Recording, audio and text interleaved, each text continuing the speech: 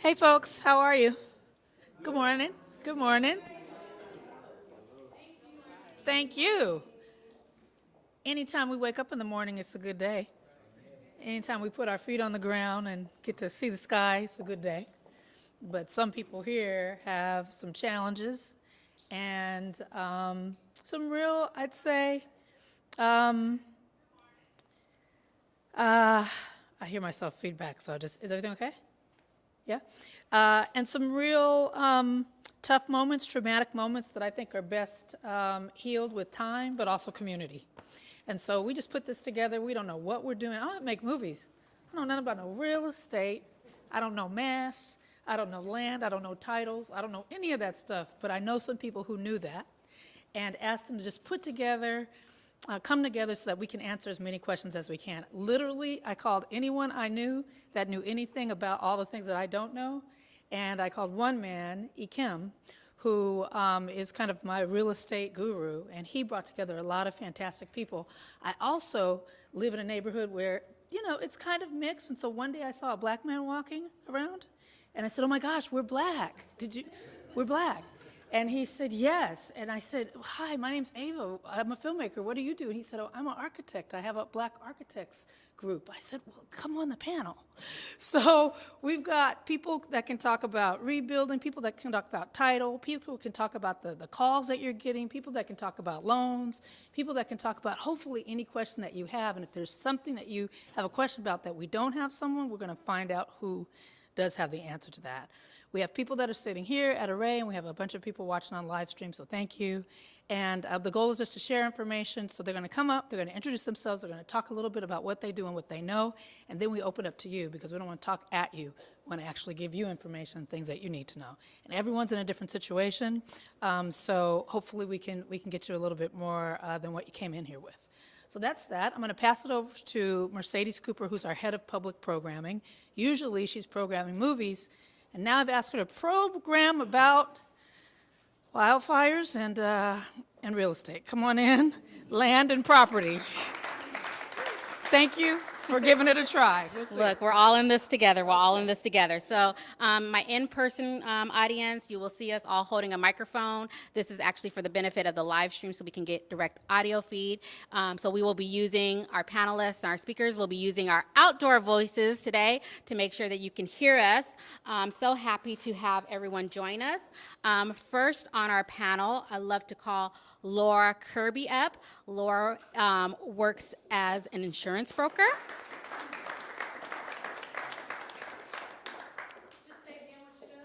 Insurance. Yeah. Next, I would like to call Alma Vargas up. Alma is an adjuster. Now, these are terms, I'm saying it like this because I don't really know what that means, but we're going to find out today together. Also, next we have Kenichi Agu, who is a lawyer. And I'm saying these very simple. Once again, they're going to tell you more. Don't worry. And then I would love to call Kevin Gussenall. Kevin is a lender. Lender. Yes. And then next on our panel, we have, I might be out of order what I told my panelists, so I'm so sorry. But we have Kevin Sales. And Kevin works in titles. Right here. What is it called when you work at title? He's going to tell us. I work for a title insurance company. Yes. Title rep. Title rep. Mm-hmm. Yep, indeed. Okay, next we have, okay, I'm just making sure I was like, am I off count? Thank you for that acknowledgement. Christopher Locke, who is the architect that Ava referred to, the neighbor, our friendly neighbor architect. That's who he is. Then we have new friend, Hakeem Park Davis, who is the Deputy of Planning for the City of Los Angeles. And then we have longtime friend of Array, Ikem Chukwumerije. I'm so sorry. Chukwumerije. I practiced and then I stumbled. And he's a realtor. So that was very my basic. So my panelists, you have 2 mics on each side. So remember, as you're speaking, to share. I'm going to turn it over to you because now what they're going to do is they're going to actually tell you what they really do versus what I just told you. And then we will turn it over to questions. So first we will start with, thank you, Ms. Laura. Hi, good morning, everyone. My name's Laura Kirby. I've spent the last 20 years selling insurance, advising people on coverage, and I'm here to just basically help you manage your expectations in the claims process. First, anyone who's lost their home, I want to say I'm so sorry for your loss. And if you have any questions into what to expect for the claims process, please let me know. Are you a broker or an agent? I'm an agent. An independent insurance agency. And Laura, can you give us 3 to 5 things that people should know right now about insurance? So we're going to do that part, and then we're going to go into the questions. Be patient with your claims adjuster, please. There's probably about only 24,000 insurance adjusters in the state of California right now. There's over 46,000 people in Altadena alone. So please be patient with your claims adjuster. Read your coverage. That's probably the best thing that I can advise you. Make sure that you have the documentation. If you don't have the documentation, call your agent and just try to gather as much information as you have with your belongings and just be patient. That's pretty much the best thing I can say. Thank you. And we'll just project a little bit again. That's just for you, ma'am, as you go forward. Just project. Good morning, everyone. Alma Vargas with Golden Coast Claims. I'm with a public adjuster office, and I've been in the restoration industry for over 12 years. I work with the insurance claims when a homeowner files a claim. When you file a claim with your insurance, they send you their insurance adjuster. Every homeowner has a right to hire their own public adjuster. So there's a big difference there because insurance adjusters works for the insurance and a public adjuster works for the homeowner. So I'm here to educate you on what you are entitled to, what you have the rights, and we fight for you to get every penny for your insurance claim. So I'm Alma Vargas with Golden Coast Claim. Good morning. My name is Kenechi Agu. I'm the principal attorney of KRA Legal. I have been helping victims of disasters and insurance claims for nearly 14 years. I help people recover from their injuries, losses of their vehicles, homes, and also involving serious injuries such as deaths. I'm here to help you navigate the legal waters, know what to expect, know what people to go after, and where you can possibly recover from. I'm Kevin Gusno. I'm a broker lender with PCL Financial. I have been doing this for 35 years. I had my own home in the Wildfire, and I'm sorry for anybody who lost their home. But I would say that the 2 most important things in lending is knowing what forbearance is, and then there's a couple new programs coming out with 100% financing for victims who have lost their home or have a severely damaged home that they can't live in. So, and these programs will evolve, but that's the first one that's rolled out.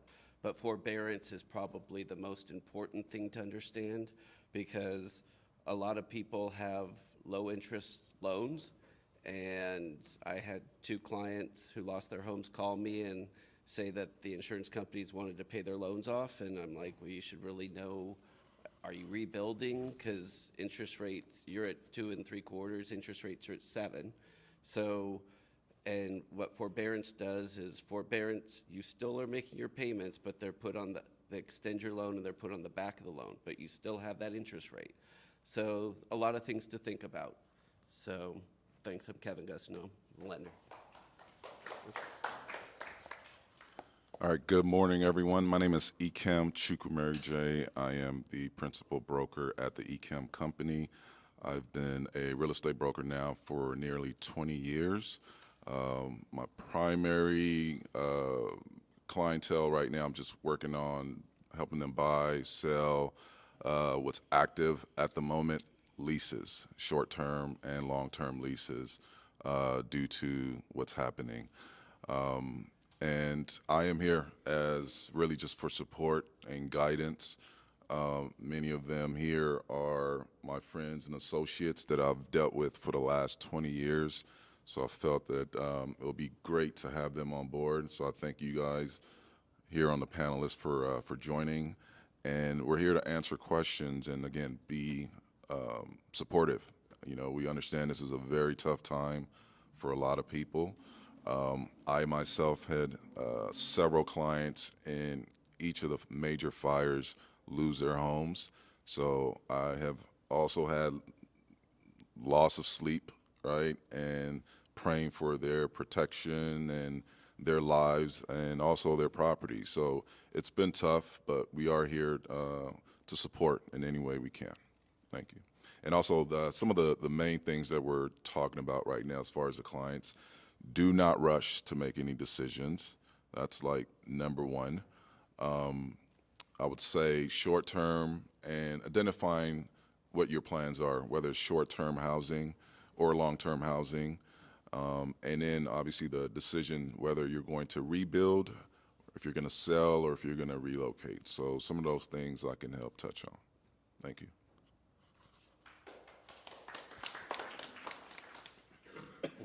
Hello, everyone. My name is Hakeem Park Davis. I'm a city planner here in Los Angeles. I currently have an assignment with Council District 10, represented by Heather Hutt. That covers everything from Westlake, MacArthur Park to Culver City, from Leimert Park to Koreatown. I'm here today as I'm a member of the emergency response team for the city, but I also wanted to just give some resources here today for folks who are online and here in person. My first pieces of advice would be first to make sure that you people are okay. Make sure your families are okay, that you're safe, you have a place to go, you have your resources aligned. If not, check in with us. We have a disaster recovery center that has been set up at the UCLA research campus, and that's located at, make sure I get the address right, 10850 West Pico Boulevard, and that's open 7 days a week from 7 to 8 p.m. So that's the first piece of advice. Make sure your family is okay and you have the resources that you need. The second thing would be to follow up with your insurance, follow up with your local services, your city services, your state services, and your federal services. At the Disaster Recovery Center that I just mentioned, all of the agencies are there waiting to service individuals every day. Whether it be for FEMA disaster relief, if you're applying for your $46,000, or if it's for a building permit to rebuild your home or to get documents like your driver's license and your social security card, those things are available to you. Again, Hakeem Park Davis. Thanks, Hakeem. We go way back. My name is Christopher Locke. I'm the co-founder and CEO of Design in Color, an architectural design and advocacy organization here in Los Angeles. I have a lot to say, but I'm gonna keep it brief, and you all can ask questions, and we can pull this up a little later, because it seems like we're going pretty fast right now. But you know, we're in a very special time, and I forget your name with that Altadena Rising hat on. Ash from Altadena Rising was saying this earlier. I overheard in the conversation. I was eavesdropping. You said it really well, that like we're at a time that we're not gonna get back, and it's an unfortunate time, one that is includes a lot of grief, a lot of pain, and a lot of unfortunate destruction, a lot of trauma, and everybody's in a very different space. Whether you lost someone, whether you lost your own house, whether your neighbors lost something, you know somebody who lost something, or simply you feel it just being in the community, that particularly a place like Altadena, Black, a lot of history is not what it used to be. And that's something that everybody in this room is going to have to sit with, and that's really challenging. However, there is a moment now that we all have to do, which is something called ground setting. This is the 3 things that I'll share today, and I'll talk a little bit more about it later. Ground setting is the process of understanding the relationship of space and culture before you do anything to build or design or bring people together. And that's where we're at. We're literally at step 0, which is, well, that's no longer behind me, but step 0, which is relating back to how do we do our collective healing before we move forward as a community to understand what rebuilding looks like, if it's appropriate for everyone, and what does the future for that look like. Step number 2, the thing that I'll also bring up that I briefly talked about, which is behind me, community and cultural protection, and really talking about that history. There are a lot of communities, whether it's in Altadena, Pasadena, Pacific Palisades, there's a lot of history that is going to be unfortunately lost because we've lost people, we've lost homes, we've lost businesses, but we also still have each other. And with that being said, I'm also part of a coalition led by a very unique organization, the National Organization of Minority Architects, which has started a coalition called the Altadena Rebuild Coalition. It's ongoing currently. I'll talk a little bit more about it as we go throughout the afternoon, but what's incredibly important about this is this coalition of architects is here to serve you.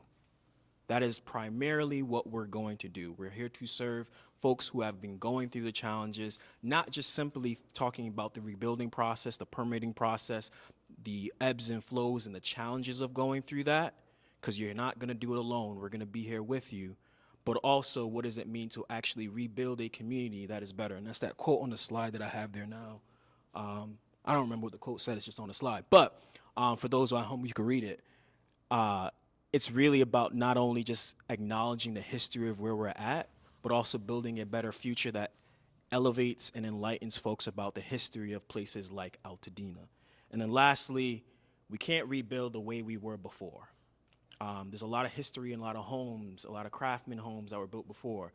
We don't have to lose that history that is very rich in the variety of different architectural designs that are in Los Angeles, but we do have to build in a much more sustainable way that is in harmony, that is in lockstep with our environment, because our environment is upset with us. When we look at indigenous practices of how we tend to the land that we have, we have to now understand what that looks like from a materiality standpoint, but we also now have to think about what that looks like for the future sustainability of our communities. Thank you. Good afternoon. I'm Kevin Sales from Lawyer's Title, and I was told that some people don't know what title is, so I'll start by explaining what that is. Title is the ownership to a real property. If you think about your pink slip on your car, that's the title to your car. It's kind of the same thing. So we as a title company, what we do when there's a real estate transaction, either a refinance or a sale, we ensure that transaction to make sure that from a fraud standpoint, from a lien position standpoint, from the fact that when I'm buying it, I want all of the seller's liens to be paid off before I get the property. We make sure that happens the way the transaction is supposed to happen. So there's a few ways that I think we can be involved here with what we're talking about today. But before I get started with that, I want to say this. We as people of color, when we lose a property, when we sell a property, when our parent dies and that property gets sold to settle an estate, a lot of times we don't ever get that property back. We don't ever buy another property in that community. In the communities in Los Angeles, my territory is South LA.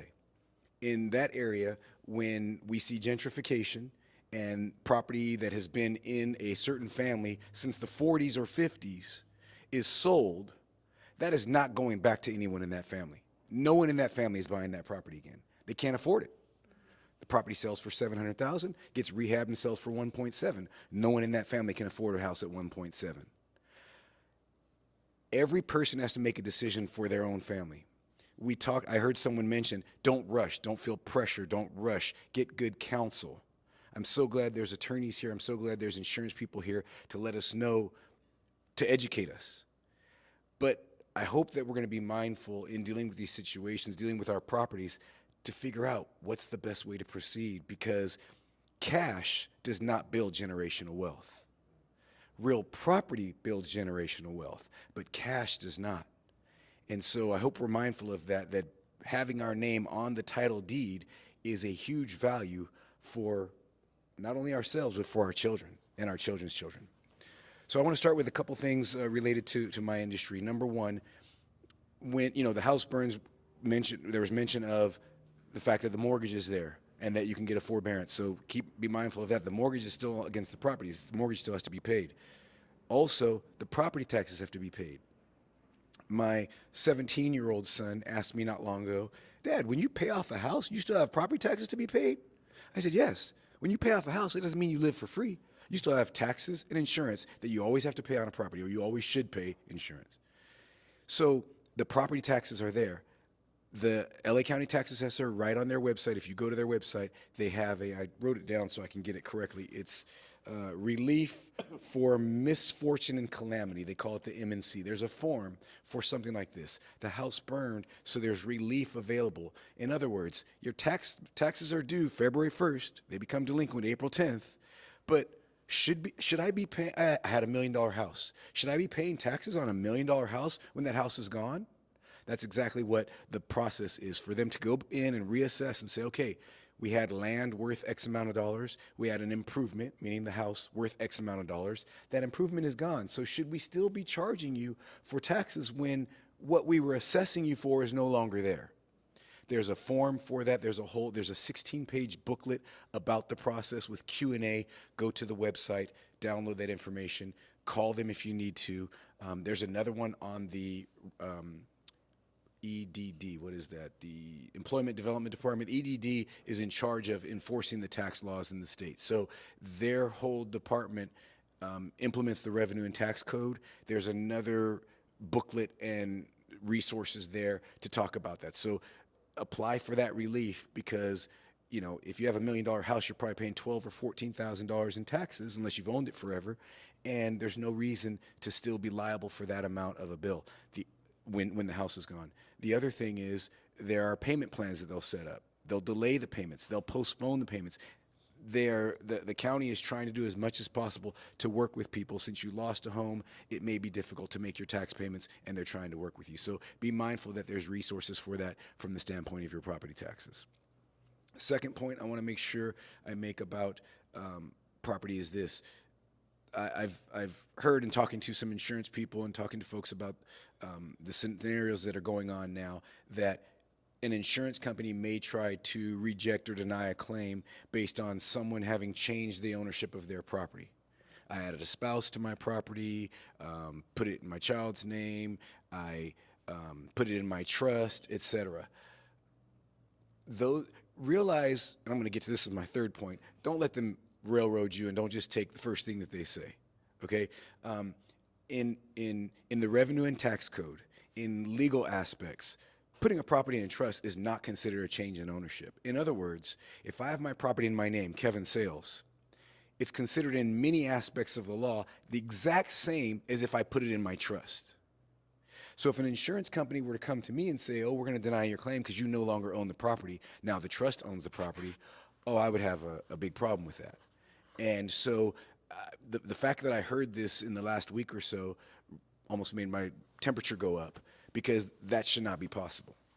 And so I'm glad there's legal counsel here. I'm glad there's insurance people here who can deal with those types of issues. But putting your property in a trust, it's arguable that even putting your property in an LLC, if it's owned the same way the property was owned, meaning if me and my wife own the property and then me and my wife put it in our LLC owned by me and my wife, it could be argued that that shouldn't even be considered. It's not considered a change in ownership by the county, so why would it be considered a change in ownership by the insurance company? So these are things that we have to be mindful of. Don't take the first response from the insurance company. If they say no, or if they say we're only going to give you X amount, don't take that as golden. There are people that can help you if you need to dispute with them.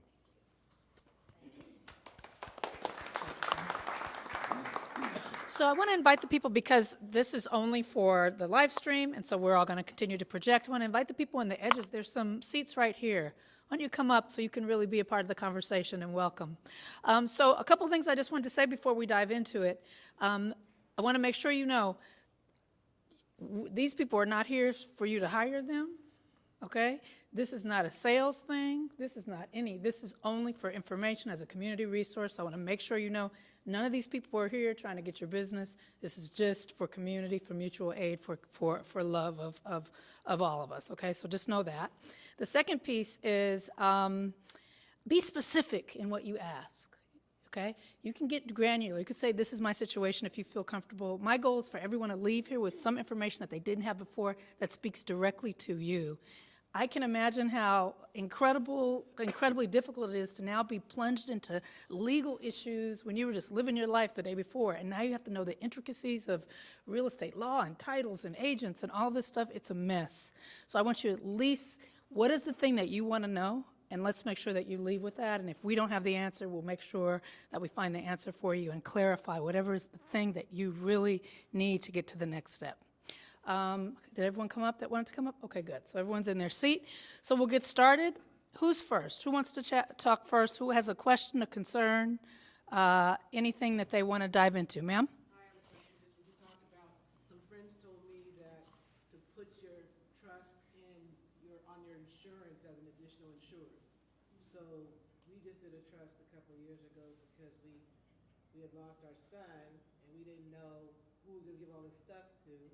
So someone said you could put, have a fund for him in his name forever, and then put everything in our trust and make sure that it's on our additional insured, which I called our insurance broker, and it is. So we had to put our name and our trust on there. Secondly, I'm from Altadena, and some people said that a lot of people had arson insurance, but not fire insurance on their policies. So that's an issue for a lot of people to really verify that, but that's something that I just learned this week. That's a very good point, and I'll pass the mic to Laura because that's more of a homeowner's insurance question than title insurance, but I believe what you said is the accurate way of doing it. Yes, you should add your trust to your insurance as the additional insured. It's the best thing that you can do for that extra protection for the trust. In terms of denying claims or anything like that, because the trust isn't on there, I can't speak to. There could be something in that policy that has something to do with that. I don't know. In terms of arson insurance versus fire insurance,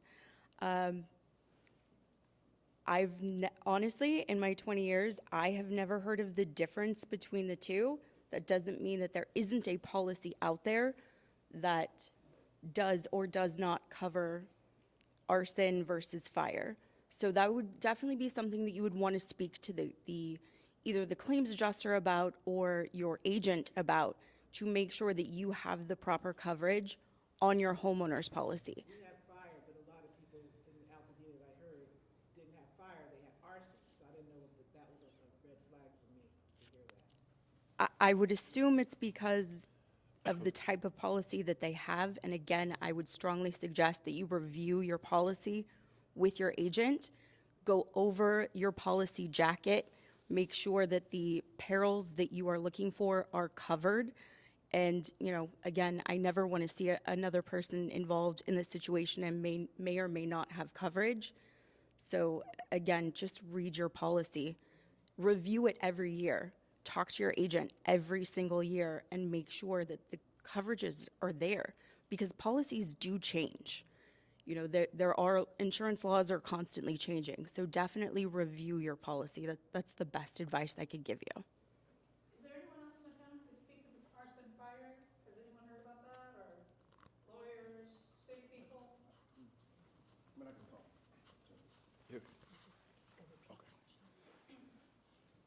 Yeah, so I believe your question was, if you have an insurance policy, and some policies may specify that you're only covered if there's a fire, as opposed to you're only covered if it's an arson. The fire is a result of an arson. Some insurance policies are particularly granular, so you got to be careful of those.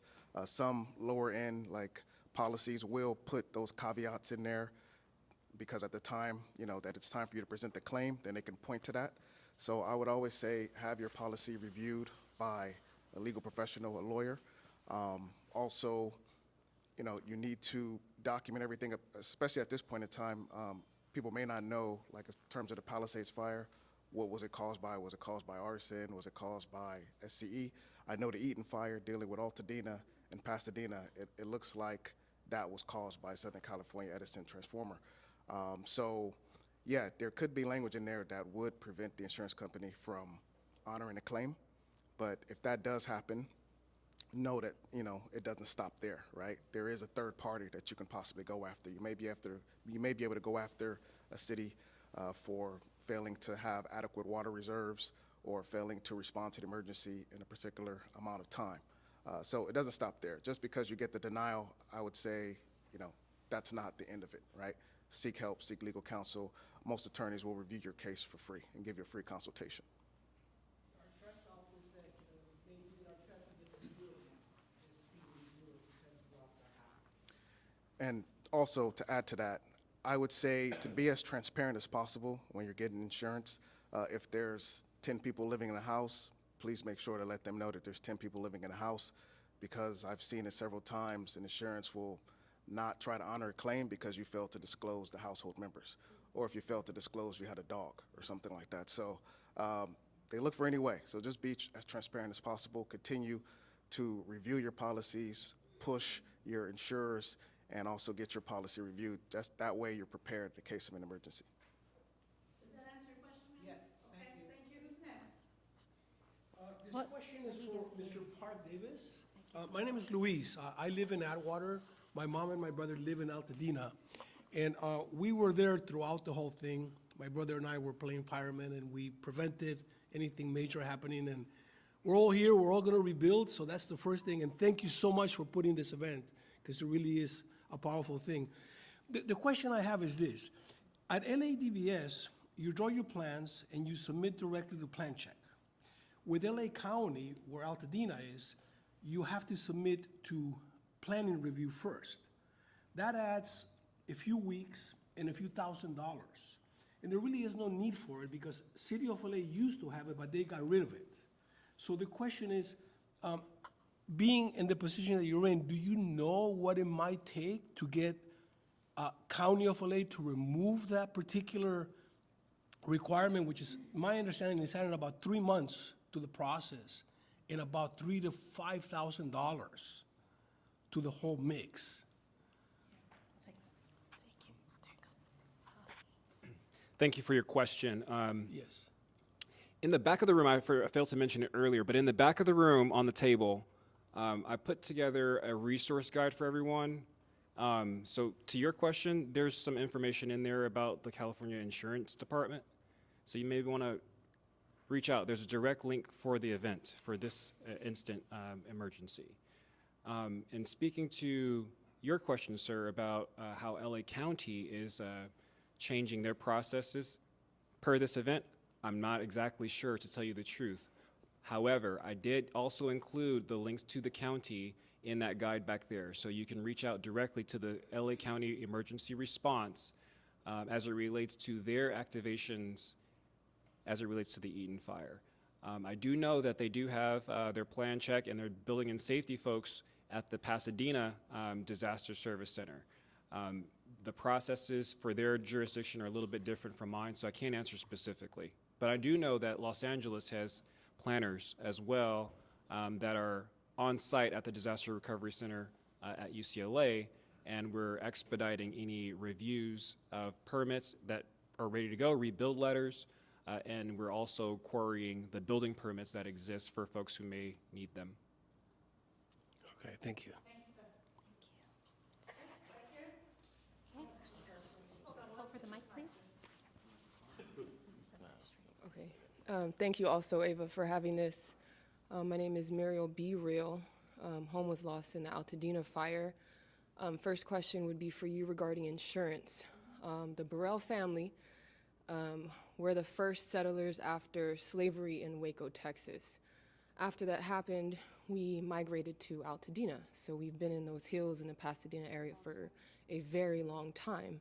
We have things from family from back then that we've held on to up until this time, hand quilted tablecloths or tapestries or all types of things, cedar chests for wardrobe, stuff like that.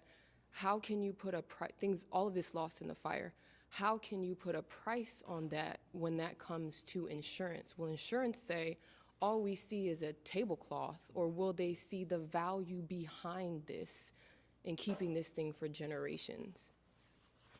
That is a really good question, and thank you for asking that question. I am not a claims adjuster, so I can't really speak on that. What I can say is that I'm sure, as a lot of people have lost everything. There's no documentation, there's no proof of value, anything like that. Honestly, the best thing you can do is just go through your photos on your phone, go through your online bank statements to see what you've purchased. In terms of family heirlooms, I don't really have an answer on that personally because, again, I'm not a claims adjuster.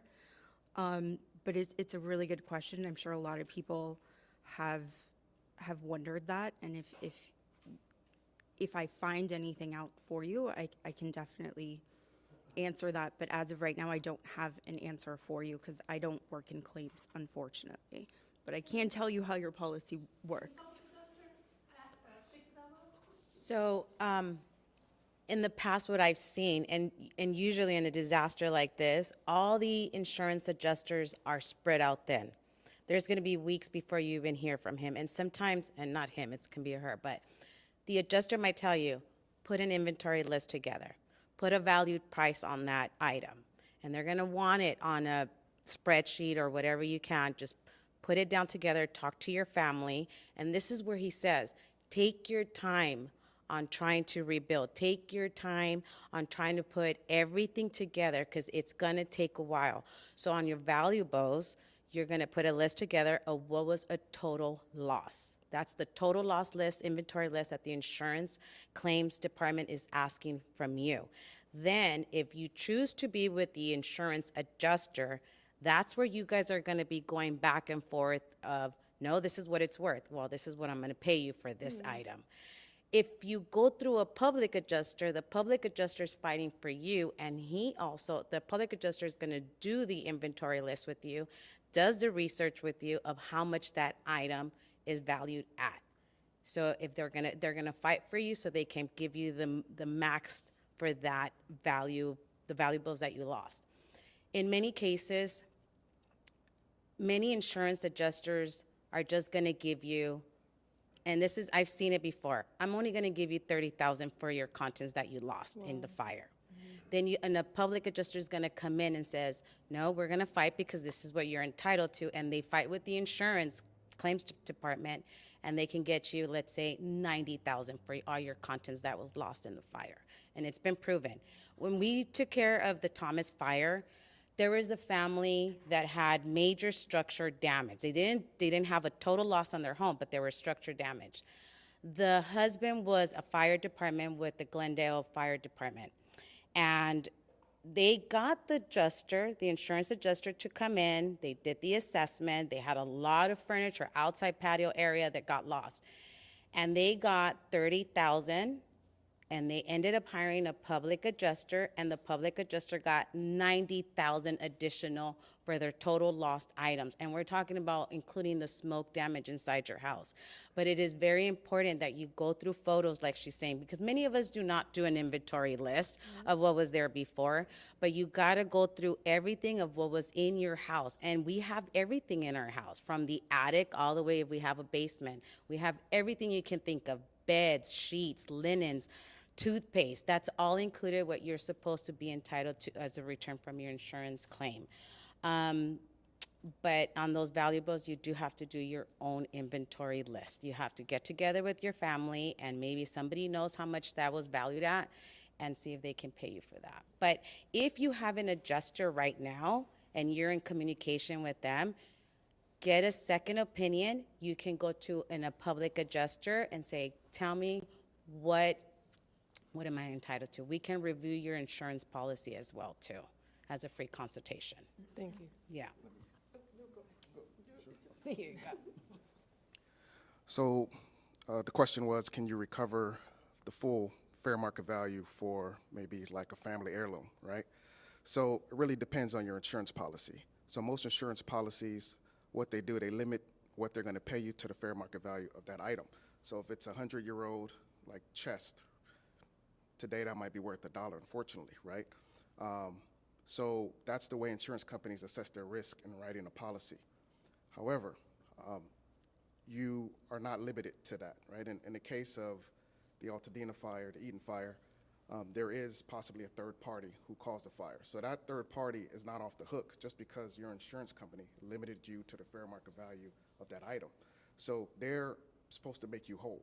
So really, there is no amount you can put on that, right? Because a family heirloom, you can never get it again.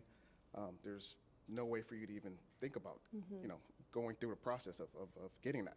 So the way you prove the value to your family is, you know, you have people write declarations, maybe give statements as to, this was in my uncle's household, you know, 100 years ago, he passed it to his daughter, she got married, passed it to her kid, and so on and so forth, and it's in your house, and it's a valued piece of furniture, right? So even though you can't put a value on it, there's experts who attorneys can hire to say, okay, this type of item, right, is worth X amount to these people because in a similar situation, this is what this person got. So that's the way you prove it.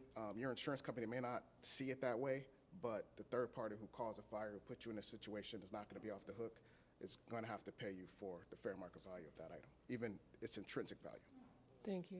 Do you want to? Just to reiterate on that, I know that this may not help in this specific situation because we've already had the loss, unfortunately, but in the future, and I'm speaking to everyone else out there, in terms of your valuable items like household, excuse me, family heirlooms, things like that, get it appraised.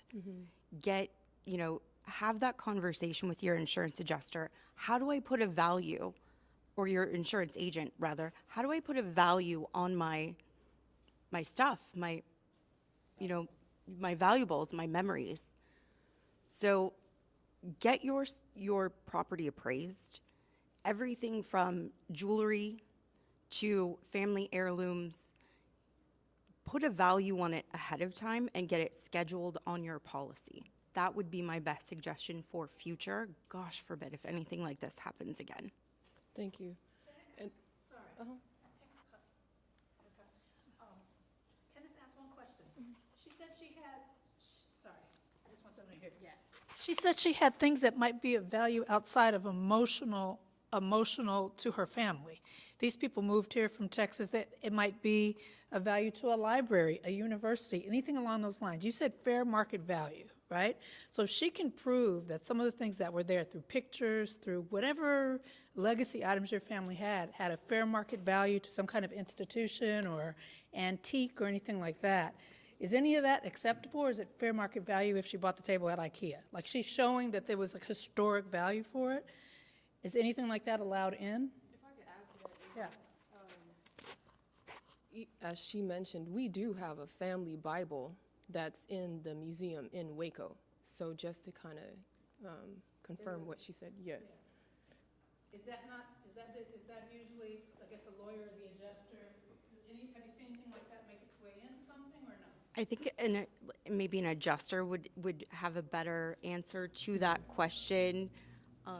Yeah, I was gonna say, what they do is they do their research as well too. But like I said, in this situation, they're gonna have you do the homework. You put it down on a spreadsheet, on an email, you break it down of how much the market value was. Then they're going to go play with you of how much they want to pay out.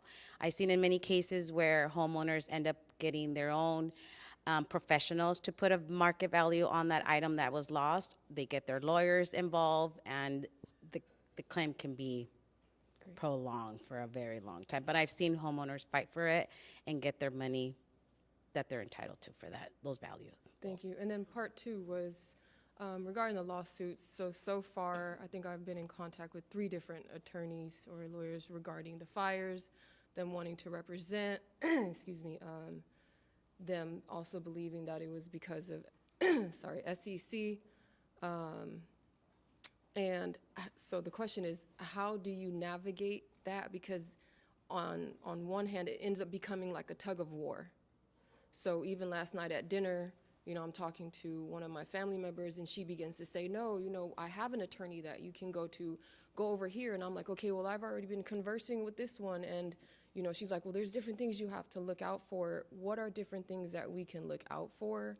How is it that we can properly structure this so that those things that the insurance company won't cover, they cover, or things such as, I'll use, for example, my daughter, we had to go to the emergency room twice after what happened, breathing issues. Even right now, she's on prednisone. And I'm like, you're only 17 years old. You're on such a strong steroid over what has transpired.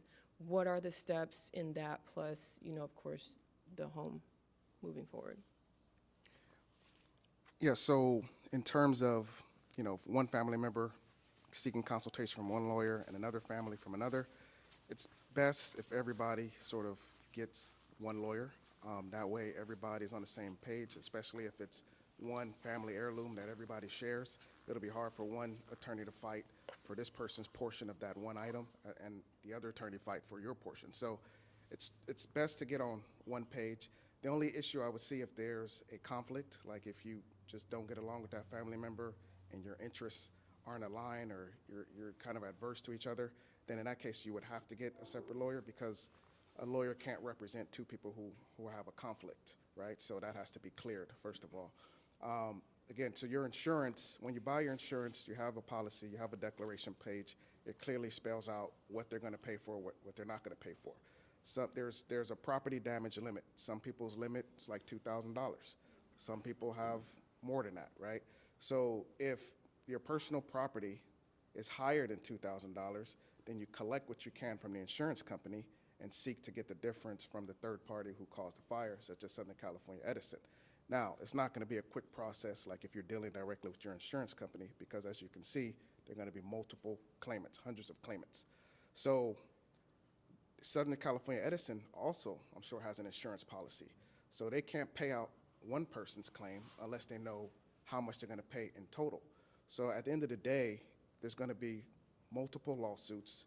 The courts are going to consolidate the lawsuits into one judge, right, one courtroom, and then everybody's going to present their claims. And there might be some sort of mediation where each side will present their claim to a mediator to see if they can resolve it without getting a judgment, and then we'll see how everybody's claim can be apportioned based upon the total of your losses. So that can take a long time because some people may not know the total extent of their damages. Usually you have 2 years to file a lawsuit for your injury. So your daughter's injury going to the hospital, that's also a compensable damage that she can recover for. So keep documentation like your medical records, receipts, and if it's ongoing, keep that as well. You want to probably create a journal to discuss or to document how she's feeling every day. That's part of proving her pain and suffering. And yeah, at the end of the day, that will be presented. And then in terms of your property loss, under California law, you have 3 years to file a lawsuit. So some people may wait 3 years. Southern California Edison may wait to see who files a lawsuit in 3 years and who doesn't. Whoever doesn't file a lawsuit in 3 years, then they're cut off and they can't recover. And then also, if there is a government entity involved in causing this fire and causing your damages, just know that you have to file a claim. And there's a short time frame in which to file a claim. If you don't do that, then you're barred as well. So again, it's important to seek legal counsel. Know that because there's multiple claimants, if you have damages that are not covered by your insurance policy, it will take a long time for you to recover because everybody has to consolidate their claims. I want to add on to them. Let me just say, you're doing great. You, who's about to talk, Yeah. you are so loud, and we love it. You guys got to project so the back of the room can hear, okay? I want to add on to what you were saying. I want you guys to take note on this because I was with a preferred vendor that takes care of the restoration on properties. So in order for you to be control of your payout, of your insurance, I want you guys to know that you're entitled to have that money in your bank or in your pocket. So many of these restoration companies are coming out to your house and say, your insurance is gonna pay for it, we're gonna clean, and then we're gonna submit everything. But that restoration company is gonna take every penny from that claim payout. So in order for you to keep that money and be in control, you can be your own contractor. You can tell your adjuster, I wanna cash out. But that adjuster is just going to give you a ballpark, you're going to get paid only $30,000, and I'm just saying, okay, $30,000 for smoke damage. okay, give me the 30,000, and then you're in control. Now you got to find vendors of who does the HVAC cleaning, who's going to do the smoke damage cleaning, the yard cleaning, the pool cleaning. Now you got to work with those 30,000 to pay out those people to clean your house. With us, the public adjuster with Golden Coast Claims, we go out, we do the legwork, we're in communication with the insurance company, and we submit the estimate, and we give you the money. We're not in control to hire a contractor to go clean your smoke. We're gonna give you referrals, but we always tell you, go get 2-3 estimates, and now you're in control when that check comes to you.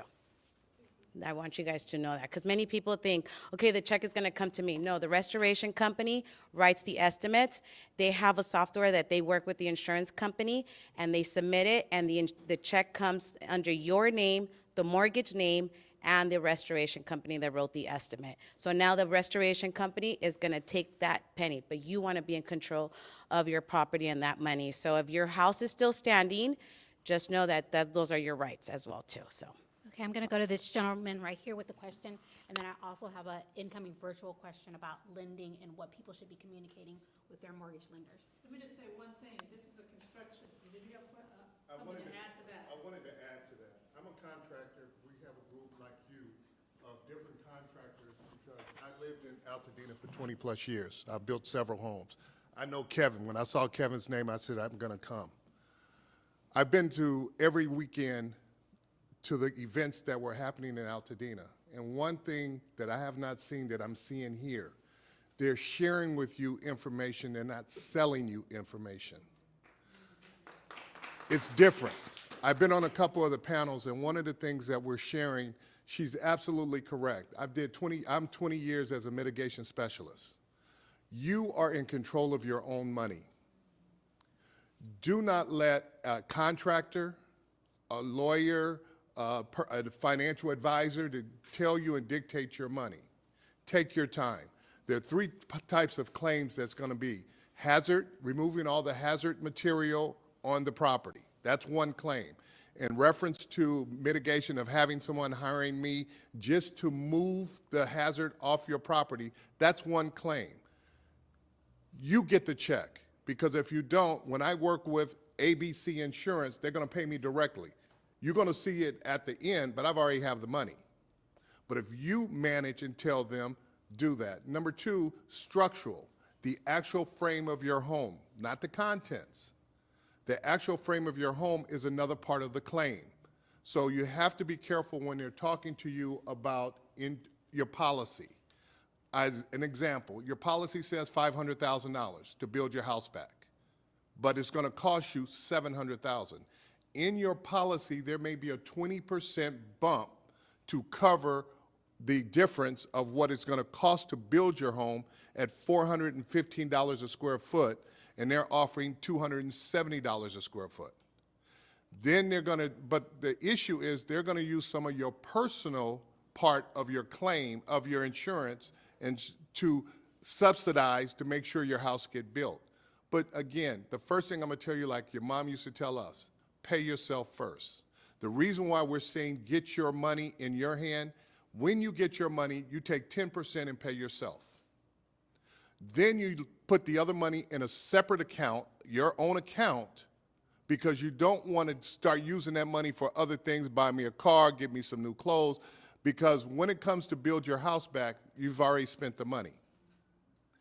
I'm not sure how it works, but you can hold off in settling your structural part of your claim and getting the money from the insurance company. Why? Because right now the infrastructure of Altadena has been destroyed. That's the water line, the sewer line, the gas line. And until that is fixed, no one can build up there. So until the LA County decides how that's going to get fixed, you cannot do that. So I would suggest, speaking with a legal, holding off on receiving that money so it's being held. It's your money. And then do 3 things, and I pray that you do this. Interview your contractors. Interview multiple contractors and see if they're talking with you and not at you. If not, CSLB is all contractors' license. You're going to have a lot of scams, individuals saying that they're contractors. You want to check their license, make sure they have a legitimate license, make sure they have a legitimate bond, make sure they have legitimate general liability and workman's comp. The county and the city of Los Angeles will not allow them to pull a permit unless they have workman's comp. But they may not need to have general liability. And if you're working with a contractor that does not have general liability, then the problem there is that if they do something wrong, you don't have a recourse to get your money. All contractors, to sign a contract with you, the maximum you can give a contractor is $1,000. If a contractor comes to you to say, write me a check for $10,000 and we're going to start, walk away from that contractor because it's against the law. Any handyman who says he can build your house, he probably could build your house, but there's no recourse. So please interview, take your time. You have time. You have time, so you keep your money with the insurance company so when it's time to build, if you're the homeowner that doesn't have a mortgage, but if you're a homeowner that has a mortgage, then you could settle if the number is correct and get some interviews and then have the mortgage company hold the money. As she indicated, the check will go to the mortgage company and yourself. At that time, the mortgage company is going to say, we're going to hold the money and we're going to distribute the money as the work is being done. Very important. Almost? Because we've got a lot of questions. I'm done. Well, thank you for the information. Appreciate it from the audience. Yes, good afternoon to y'all. My name is Eddie White, Infinite One Development. Kevin and I go back 25 plus years. My question is for Christopher right now. We're all talking about what we need to be able to do to get through this first process, but as the contractor was just saying, we have to rebuild. And it's going to take at least a minimum of 3 to 5 years to start really actually seeing some real progress. And one of the aspects of when I'd like to ask you a question as well is this whole permitting process. And one of the things I believe we should be able to do is get a standardized, basically plans. So if we can get somewhere between 6 to 8 designs that match what Altadena looked like before and pre-approved, so that speeds up that process and the whole permitting, planning, everything else moves forward. So if you can speak on that, Christopher. Yeah, can y'all pull up that slide with the 6 steps? Thanks for that question. That's great. Because that's a lot of the conversations that I've been having. So a lot of what you're saying, and the gentleman over here said earlier, and gentleman here, I forget your name, as you said earlier as well, there's no infrastructure in Altadena right now to even rebuild. So that is also going to slow down the process of what it means to rebuild in cities like Altadena or wherever else you're dealing with fires for those who are online. When we look at this process, we talked about ground zero, which is really understanding where we are. And the young lady who was speaking here earlier, I'm sorry for everything that you lost, because I feel for that. The heirlooms and everything, you can't get that back, but we're at a time in which we can decide how Altadena should be repaired to look like what it used to be. And in order to do that, there are some folks who have begun to survey the existing house stock in places like Altadena and have already started to build out what are elevations and our drawings of the homes, so that if there is a time to rebuild these homes like they used to be, there's an opportunity to do that. The conversations that have been happening with the people that I'm working with is when we go through these steps real quick, I'll go from 1 through 6 before I answer that question. There's 3 options that I think everyone has been talking about. There's the rebuild option, there's relocate, and then there's also another thing that no one has brought about yet that I'll speak to, which is temporarily take over your site with a trailer or what are, and these are nice things. It's not what you see on TV. There are some places in California on that last bullet point there, the Plus LA County Disaster Recovery Ordinance allows for temporary trailers or temporary housing on your site.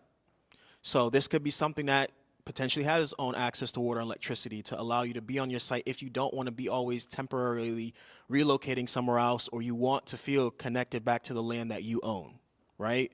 That's a decision that potentially you have to, as was said before, weigh with your other options in terms of holding on to your money and making decisions. What I also want to say is this thing at the bottom. Everyone has said this is so important. Move at your own pace. People are calling you to rebuild things. People are telling you that they could do things sooner. All of that stuff can wait. Move at your own pace. Nobody needs to tell you what to do. In addition to the temporary option, the other two that everyone knows about, rebuild. Not everybody's policy is like this, but many are. It tends to be a like for like situation. So what was built there previously can be built like for like. So the square footage, the general construction of the home, which is something I'll talk about, the height, it needs to be, generally speaking, similar. But the one thing that needs to be very, very different is the general construction of the home, which cannot be what it was like previously. Reason being, as I think everyone here knows, the fire situation that we're in California is not going away anytime soon. In very fact, it could very well get worse for all the communities that we live in, whether we're far away from a hillside or we're close to it. It's going to be something that we are going to have to live with for the foreseeable future. So as a result of that, when we rebuild these homes, they have to be resilient.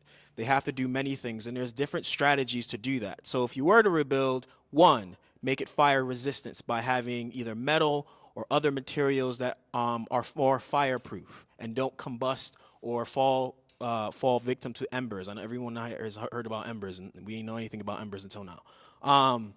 In addition to that, there's also things like defensible spaces that you can build around your home, a 3 to 5 foot barrier around your home where you don't plant anything. And then around that, you have either concrete barriers or other things that allow for you to have a protection for your home. This is not a perfect situation because things happen, but at the end of the day, these opportunities allow for you to protect your home in the future so that this is less likely to happen. The third thing that I'll bring up is really important with rebuilding is, as people of color, we love our homes. And as you were sharing, there are stories in those homes. So what can we do when we're rebuilding these homes that they are very much built with a legacy in them, right? They're not going to look exactly like they looked before. When we're designing plans, as you were saying, the idea right now that a lot of people are floating around is, can we get pre-approved plans from the cities or the county that can then go through an expedited process, cut down on fees for permitting, that then can get built by a contractor at a much quicker rate. That's assuming that we have the infrastructure in Altadena and other areas of the city to rebuild. And that's a big part of the conversation here. It's not just only rebuilding your home, it's also, where am I getting my groceries? Where am I going to barbershop?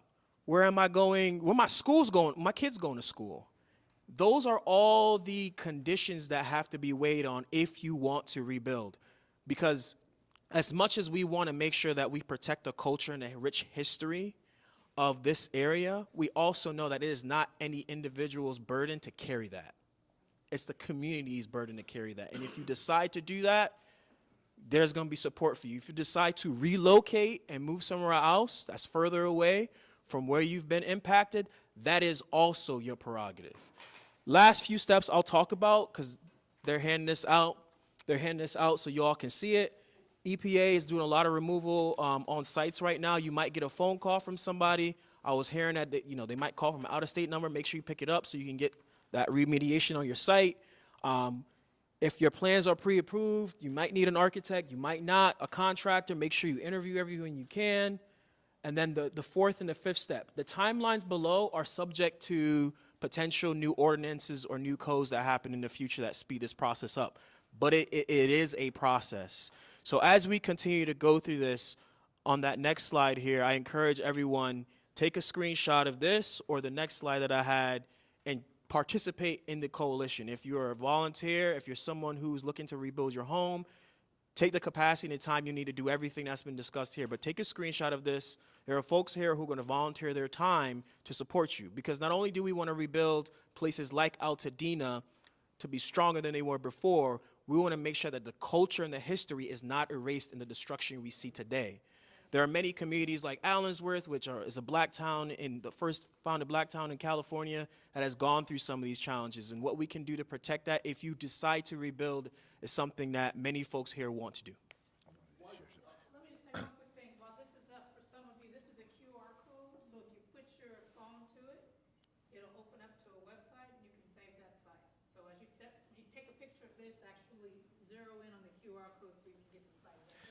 tell you something, and maybe the county, and not only the city of Los Angeles, for anybody who's building in Los Angeles, if you're going to build, they're going to require you to have sprinkler systems. Your policy currently doesn't have that, but it's part of to bring the property up to code, that will be included. My question to LA County right now does not require that, but for 2025, are they going to require, so the architects can already have that implemented in there to speed up the process? I'm actually with LA City, but I sure hope so. I know for us, we've already have executive orders in place to expedite the rebuilding. And our building and safety program already has a pre-vetted standard building plans program. So perhaps LA County can follow that model. I know Catherine Barger has been very active in this, and I have some friends who are planners in LA County. And you know, just from a, you know, I know I represent LA, and there's some folks here who are, you know, survivors of Eden. I'm a part of this coalition that Chris is talking about, and I think it's worth talking about the organization behind it and how that connected us. Because yes, the standard plans are an important piece, but the gumption to get these organizations, our cities, our counties to do these things, it really comes from us and our practices. So I think there's an advocacy piece there to really be able to ask and push for our county to make these changes immediately. I know it's very early in the legislative year, so there's lots of possibility. But I want to just touch on NOMA. We didn't introduce NOMA, which is the National Organization of Minority Architects. It was founded by a lot of black architects who lived in Altadena, and they built Altadena. So it's kind of a full circle that we're at this moment. But that organization is full of experts like architects and planners and engineers who have the expertise, the environmental expertise to help you navigate this process. So that QR code is very valuable. And then you'll see, you know, folks up here, there assisting you guys with that. And, you know, there's no fees with that. So I just want to be able to say one additional thing. It's very imperative. When you're rebuilding, we have Prop 13, and that's taxes. We want to make sure that our taxes stay the same. If you rebuild your home, you can build up to 10% more, and you won't be reassessed. So that's very imperative, because if not, you'll get reassessed, and then you'll end up getting the new value of 1.7 instead of what it was when you bought the house previously. that's a great point. And I would also say to that point, when we think about black communities and growth, and sometimes the casualties of black communities like gentrification and disaster, and we think about efforts to rebuild and retain and to create collective wealth and all of these notions that are important to our community, when we think about rebuilding, I think about the opportunity to build back better. And the conditions of Altadena before were many single-family homes and a few duplexes and some apartments in there. But for the most part, in this legislative environment, we do have the allowance for a 10% increase in your floor area. But I do project that that will become more lenient. With that being said, the legislative environment allows for our lots to be split into duplexes, into multiple areas of floor spaces for ADUs for additional density. And I think that's important for us to be considerate of that and take on that technical assistance through things like the organization and the coalition NOMA has founded, because sometimes you have folks who are inclined to sell, but they're not aware of the intensity of their land use or what could actually even be built. There's a lot of homes in our communities that have a single family home and 1,000, 2,000 square feet, but you really could be building 4 units in about 5,000 square feet and then have more accommodable space for your family and then maybe wealth generation moving forward through property, as you were speaking to. I just wanted to add one thing regarding the permitting and the county. Catherine Barger, who is the supervisor for the area covered by Altadena, made a very, very strong commitment to expedite and smooth the process. She said something to the effect of, speaking to the employees of the county, if you are going to participate in red tape, then you should look for another job. That was a very strong statement that she made on television. And so if you're in a situation, when we get to the point where you're going through the planning process and the permitting process and all of that, the I would lean on and I would reach out to Catherine Barger's office, because her goal, her intention, her plan is that before she's out of office, which I believe is 4 years, that we're significantly into the rebuilding process. So don't be afraid to call the supervisor's office and get them involved in your process if you're experiencing slowdowns and red tape, et cetera, because they need to be made aware of that, and they work for us as elected officials. My name is Brent Musson. I'm a local Altadena guy. Worked as a working contractor for a few decades there. Did my doctoral research on housing, and part of what I researched was the sort of policy envelope that wraps around housing.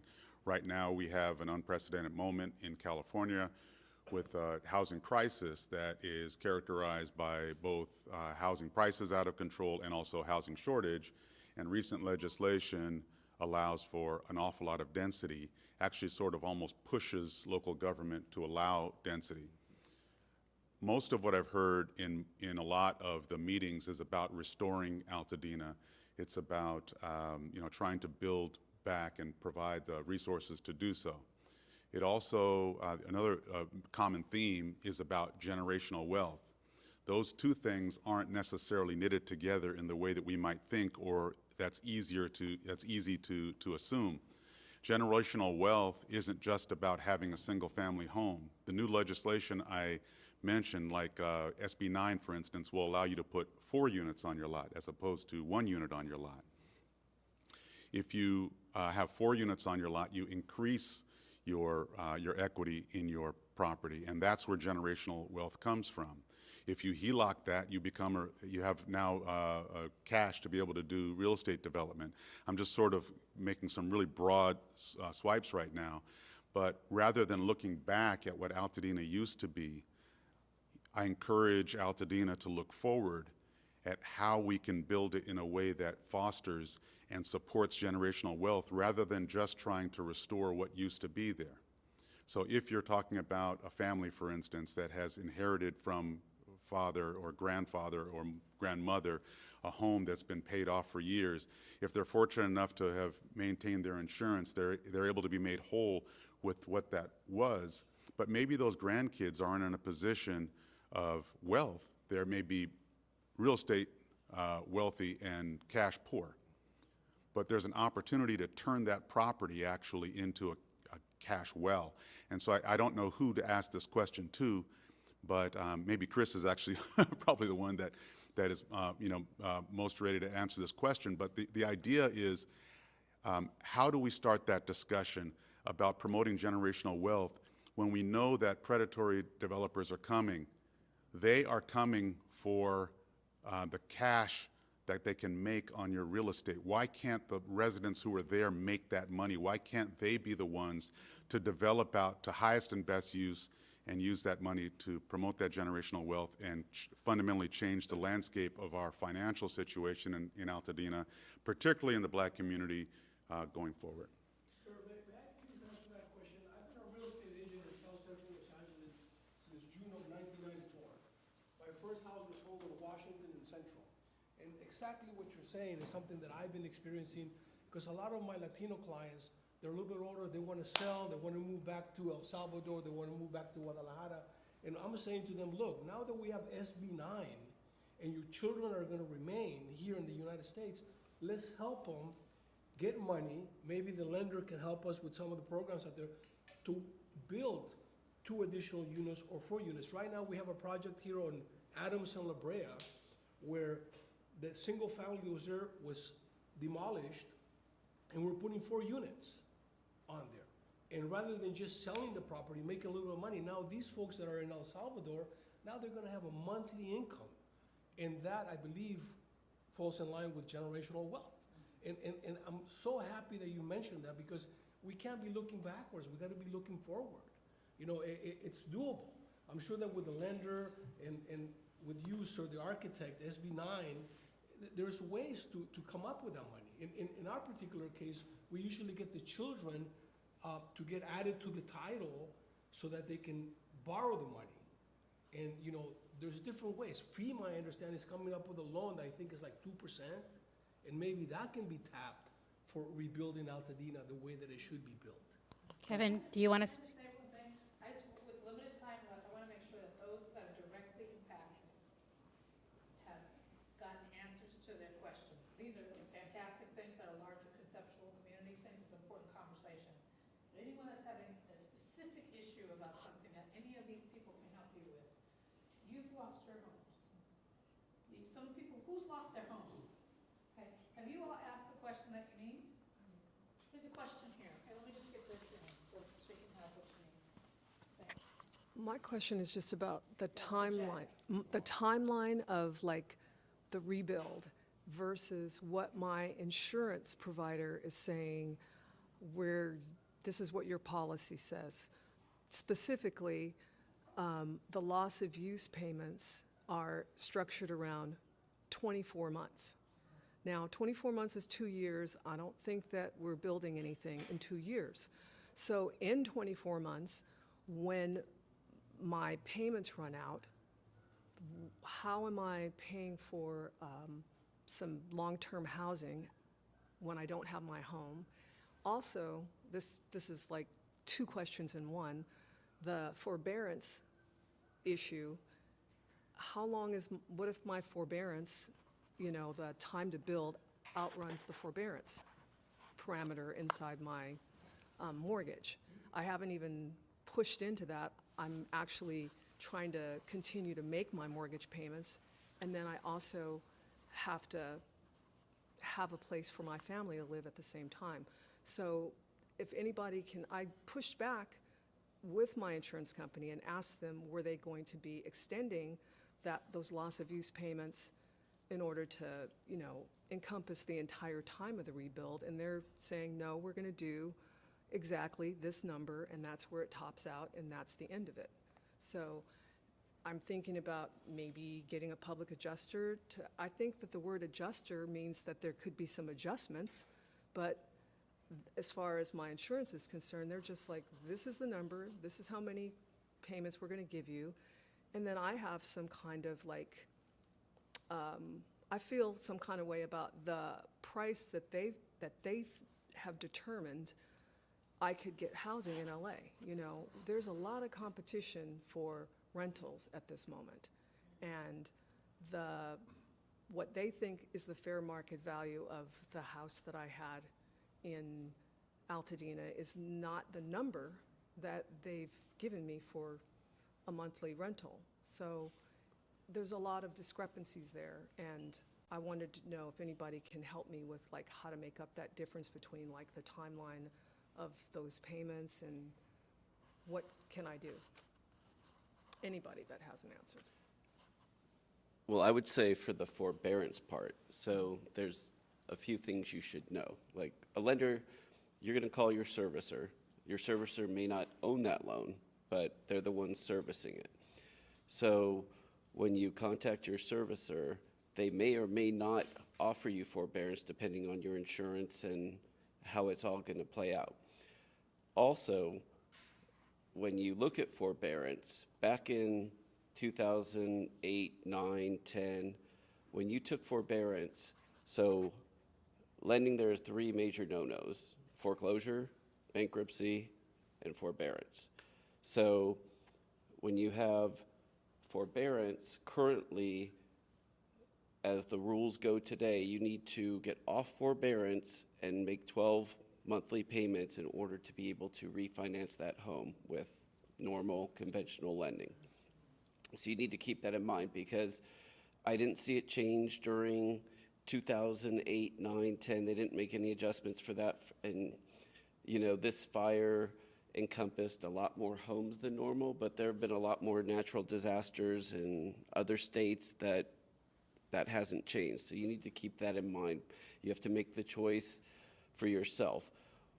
You have to look at your interest rate. Like if your insurance has enough money to rebuild your home without having to go get another loan to finish it, then you have to look at how it's going to affect you. There are a lot of pieces to it. So it's not a a simple answer. I can't like give you a simple answer. I can tell you the pitfalls that you may run into. Your servicer is going to dictate it.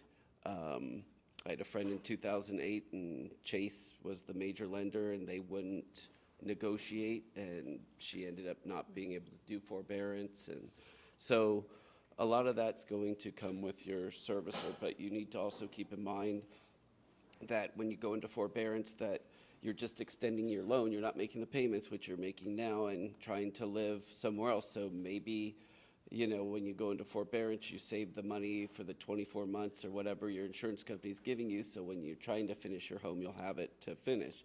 So it's a lot of game planning. I'm sorry for your loss, and you know, I'm more than willing to take calls later to help you with that. But I did use the forbearance during COVID, so I'm kind of familiar with pushing things to the end. That's why I don't want to do it again a second time. I don't want to, like, I'm, you know, not of advanced age, but I don't want to, you know, have a mortgage that lasts longer than I'm actually willing to work.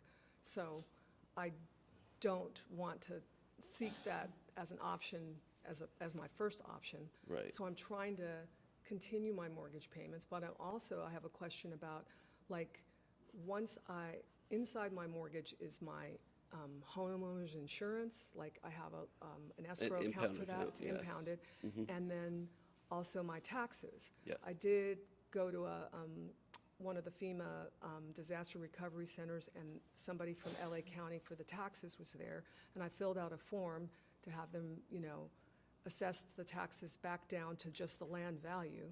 But how is it that my mortgage provider knows that that escrow account should, like, change the amount of, like, insurance payments that are being taken out and change the amount of taxes that are being taken out? So maybe the mortgage that I am paying could be a smaller one. I don't understand exactly how to get that happening. So typically if you have 20% equity in a home, you're able to remove an impound account from your mortgage. So I would say you call that same servicer, whoever's servicing your home. You can ask if you can have the impound account removed, so that way you can handle your own taxes and your own insurance on your own, and then your payment will go to the principal and interest payment that you currently have. If they won't remove it, they actually get those tax bills, and that's how they pay your taxes, and they get your insurance bill. And what you'll end up having is an excess in your impound account because your taxes are less. And you can ask the servicer if you can get that money back. Those would be your two options for that. Okay. Thank you. That's over here as well. We're 20 minutes from the end of the panel. Okay. That's correct what he was saying about the excess in your impound account. They have to give it back to you. They'll give it back to you at the end of the year when they reassess your escrow account, but you can ask for it ahead of that time. When the assessor responds to the form you filled out and reassesses your taxes, you can also take that new bill, that new reassessment, send it to your lender and ask them to recalculate the escrow payments and the amount that they're collecting. And some lenders work well with that, some don't, but they should take that new bill and say, okay, we had an original bill that was X amount, now we have a new bill, so let's change all of this, especially given the circumstances that you were impacted by the fire. We have a question. Really quick. While you're rebuilding, take note, you're going to be in control of your money. You have to be in control of your money, how the way it's getting paid out. But don't allow the insurance company, oh, we're going to close your claim. No, because with your contractor, they're able to also submit a supplement if there's more, they need more money to pay, you know, to rebuild your house. So as long as you're in communication with your insurance claims department, say the progress, you know, like progress notes, or hey, this week we completed the flooring, or the, you know, anything that you can think, you have to keep progress notes with your insurance claims department so they can keep the claim open. And if there's any adjustments or any more money that needs to be asked from the insurance, that's a possibility as well too. But again, I do not know what your coverage is. Yeah, it all depends what your coverage amount is. But if you still have, if any homeowners right here, our premiums went up. And if your premiums went up and you haven't updated your insurance policy, most likely you are underinsured. 99% you will be underinsured. I'm really afraid that we are underinsured, but I don't even understand the basis of the estimates that they make for what it costs to rebuild. What is that based upon? No one has ever come out to our property. Zip code. Zip code, that's it. Zip code. The program that we use to adjust, that the insurance companies, when we put in your name, put in your address to the property to assess a restoration, we put in your address and the zip code, and that zip code is different than the zip code if I was using Palisades. It's different if I was doing Santa Monica. And that zip code is where we estimate the cost to build your house back, like kind, what you're talking about. Or do you use Exactimate? Yeah, yeah. That's a software that they use. And then again, I would share with what you're saying.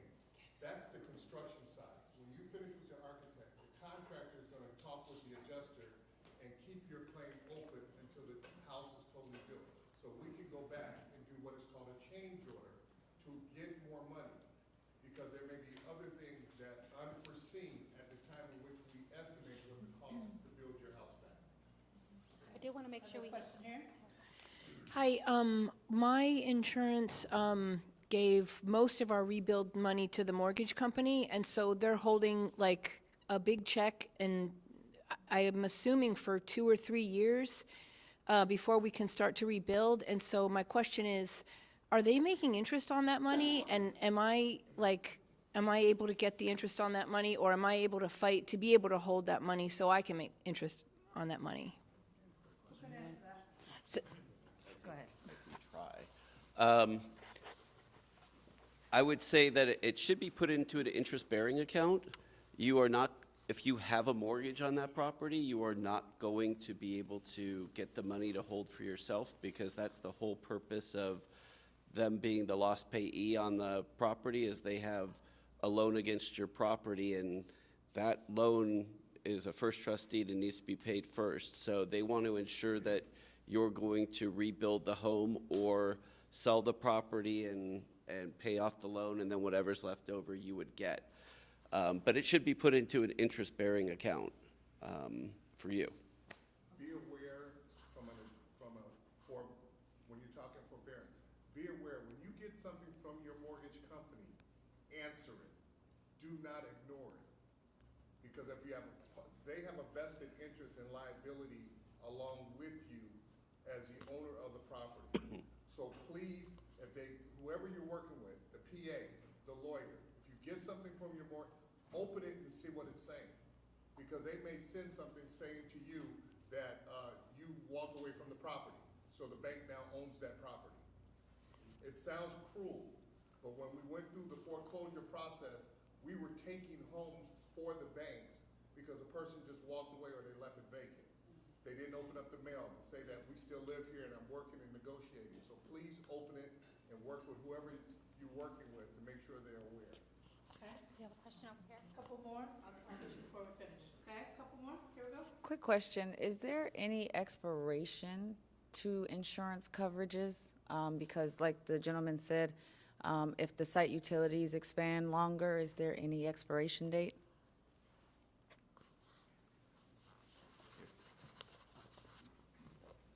I believe that would be built into each individual policy. So again, you're definitely going to want to read the policy, exclusions and the contract that you have, because every insurance carrier has a different policy in terms of payout and how long that is. Does that answer for you? Okay, right here. Hi, I have a couple of statements to my Altadena neighbors. Get your own email address just for your insurance stuff, so we are looking at the same thing, because I'm getting a lot of stuff lost. And when people are sending things, so set up one just for the fires. In regard to the property inside our house, I was crying yesterday looking at pictures from my phone with people in it, and so I put it in ChatGPT. It says, create a list of items in this photo, name the manufacturer, model if possible, and approximate value, and it spit it back. So that's Okay, something. Can I just say one thing? I was looking at her when I was was like, so this is a QR code. She's like, so Chat GPT, I did the thing. You already know what you're doing. So can you explain to people what that is? I'm a licensed engineer by degree. I don't do that anymore, but I still keep my license in California. And I was in the design and build industry up until a tragedy in my life, where we lost our son, so I stopped. But when I used to do construction, and they'd come to our house for our house, they didn't know I knew what I was doing. So I would make sure that you get like for like, and our house was 100 years old, and we had water damage, and they said, we're gonna do drywall. I go, no, I want plaster. And they're like, who is she? So you have to be careful when you're working with contractors, get 3 bids. You know, also, if you don't know how to read drawings, call me, you know, really and truly, because did it a lot. And also, the other thing is to make sure that this is my question, the additional insured, every contractor that did any work in my house, our house, I made sure our name was on the insurance that they gave me for them as additional insured. So people. Builder's risk. Make sure you get builder's risk. You pay a little upfront. Let's let her finish real quick. Keep going. So long story, as I said, you know, people, all my friends call me to help them with when they're doing construction, because, you know, you get taken sometimes, and you need to understand, make sure you get copies of what they're putting in, make sure you get shop drawings, all these things, that you'll have plans and a system, not just to get a turnkey project at the end that you don't know what's behind the walls. So just make sure you do that, but make sure you're protected, as I said, and insured. We're in the same boat now. You know, we have to rebuild. You know, I want the same house I had before. But, you know, there's a process. Just make sure you're protected and ask questions. Go to the internet, you know, look at how to read plans, because they're going to draw something on a plan on a sheet, but you don't know how it looks big on the sheet, but when you get back, it might be a square like that. That's the size of the room you signed off on. And make sure you get licensed engineers and that they're architects and everything for your process. Can you just say the Chat GPT one more time? Because Sure, I saw some people. sure.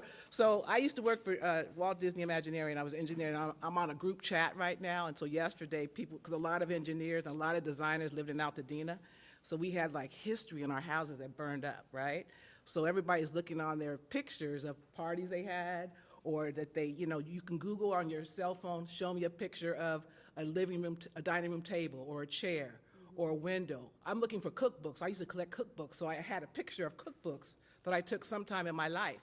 So scour your phone, you know, get those items, whether it's a TV, a rug, just put it in there and see what pictures pop up. Then you go to ChatGPT and you say, create a list of items in this photo. Name the manufacturer, model if possible, and approximate value. And then it spits back. Because we had heirlooms too. You know, we had a lot of stuff. And I cried yesterday because I wanted my mother's quilt and her little Tiffany lamp that she got at some garage sale, you know, it's gone. Thank you. You were waiting for a while to say something over here, sir. Can I? I'm happy I have a lot to say, so I'm happy. About what area? Just so if the people can come to you afterward. I'm a local architect, and I've been doing a lot of groundwork from day one with Valley County. So I can answer as clearly as I can to this day and add a little bit of clarity to some of the questions specific to county stuff. Obviously, the city's here, he can answer to that, so. So afterward, you can Sure, go to her. I'd be happy county to. architect I'm here all day if you want to chat up with me. I'm Roberto Calderon, local architect, here to support you through this. For those of you that lost your homes, very sorry. Like I said, I have a lot to say. I don't speak very fast, so please hang tight with me. Somebody asked about the process in the county, how long that takes. My team's been in communication with them, calls, emails, bugging them, going to the disaster resource centers that they're popping up throughout Pasadena, talking to them in person, trying to figure out what the road is going to look like for us, meaning you, but then also us as we service you, because we're the ones that submit your plans for you and talk to them on a day-to-day. They don't know. They don't know. As clear as that. Yes, we're under an executive order. Yes, they keep throwing around the word, we're going to expedite. What the hell does that mean? A week? 6 months? Right? I mean, my team, we do projects, anything from ADUs to remodels to commercial, healthcare.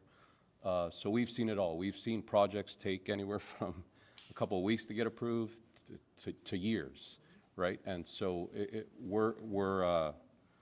we need to just be realistic about the time and the patience we need to have with everybody that's involved, because this is a disaster there's no white paper for this, right? There's no, oh, let's do this because it worked really well. There is no disaster that is a white paper for this. So I wish I had better answers, but I really don't. And so please reach out. He's right there. I'm right here. I'll be here all day. We have Thank you. about 7 minutes before we wrap. I just have one quick thing to say to reiterate on the contractor gentleman's, update your mortgage or open your mortgage information that they send you. Also make sure you're updating your insurance agent on where you are currently getting your mail, because, a lot of times your claims adjuster will mail you documents, and if you're no longer residing at that property that you were getting mail at, make sure that you're giving your claims adjuster, your insurance agent, your mortgage company, the temporary mailing address that you are currently at.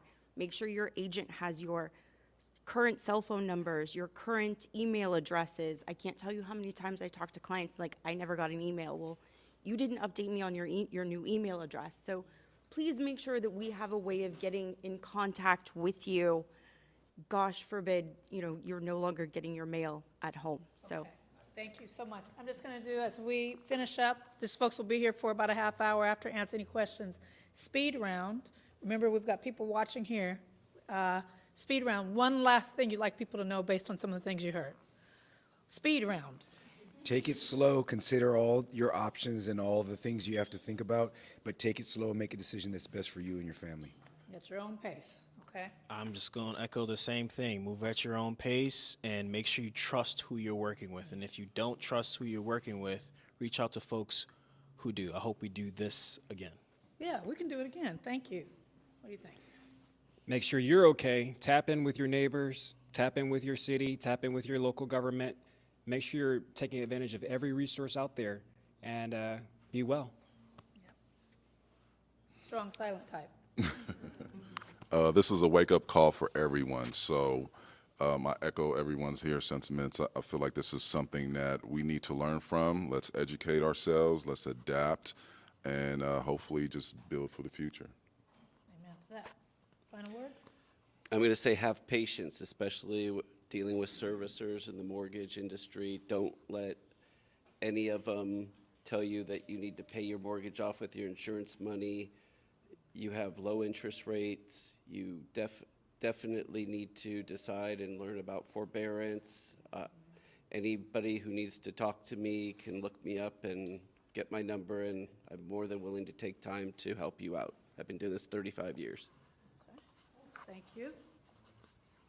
Yeah, whenever in doubt, if you have any legal questions, seek legal advice. Most consultations are free, so there's nothing to lose. Just don't try to make decisions without being informed. Sorry. I'm so sorry. I'm going to speak really quick to the ones that still have their home standing. You guys are able to cash out on the insurance claim, and you can be in control of your house to do all the smoke damage. This is where it starts, from the attic all the way to the bottom to even your landscape. You should be getting reimbursed for any plants, any trees that got burned down. Those that got a total loss on their properties, I'm very sorry for what you guys are going through. I hope I was able to answer some of your questions, but seek more advice and more consultations from other professionals so you guys can rebuild your community back. So that's my advice to you guys. Alma Vargas with, I'm so sorry, my mind is just so blank because I get so scared for you guys. Golden Coast Claims, there you go. The only thing I can say is read your policy. Again, I'm so sorry for your loss. Make sure that you're communicating with your claims adjuster. You respond quickly as best you can. Try and get as much of the information that you possibly can, and do your best to calculate your valuables. I'm so sorry for your loss. It's a process. It is. This will be the first of several conversations. We want your feedback on what will be helpful next time. Thanks for everyone watching. Thanks for everyone who came. Appreciate it.